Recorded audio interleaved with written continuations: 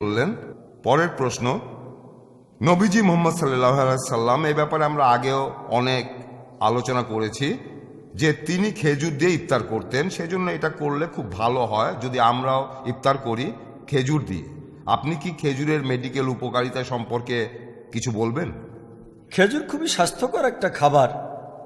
খেজুরের মধ্যে উচ্চ মাত্রার কার্বোহাইড্রেট থাকে 44 থেকে 88%।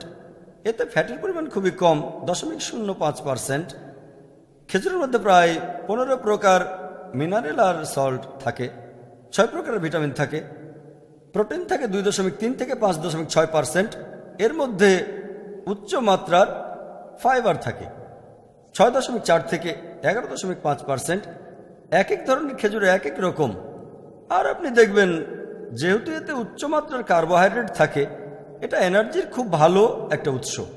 আপনি খেজুর খেলে সাথে সাথেই এনার্জি পেয়ে যাবেন। এটা গ্লুকোজ পাউডারের মতো এনার্জি খাবারের চেয়েও অনেক বেশি ভালো। খেজুর খেলে সাথে সাথে এনার্জি।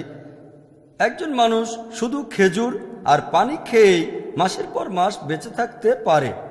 আর আমাদের নবীজি মুহাম্মদ সাল্লাল্লাহু আলাইহি সাল্লাম যখন ঘরে কোনো খাবার থাকতো না, তখন তিনি খেতেন শুধু খেজুর আর পানি, আবার মাঝে মাঝে খেজুর আর উটের দুধ। তাহলে খেজুর হলো একটা স্বাস্থ্যকর খাবার। আচ্ছা, জাযাকাল্লাহ খায়ের। আবারও আপনাকে অনেক ধন্যবাদ। আমরা আজকে রোজার অনেক উপকারের কথা জানলাম। আমরা যেন এই রমজান মাসে এই সুযোগটা কাজে লাগাতে পারি। জাযাকাল্লাহ খায়ের।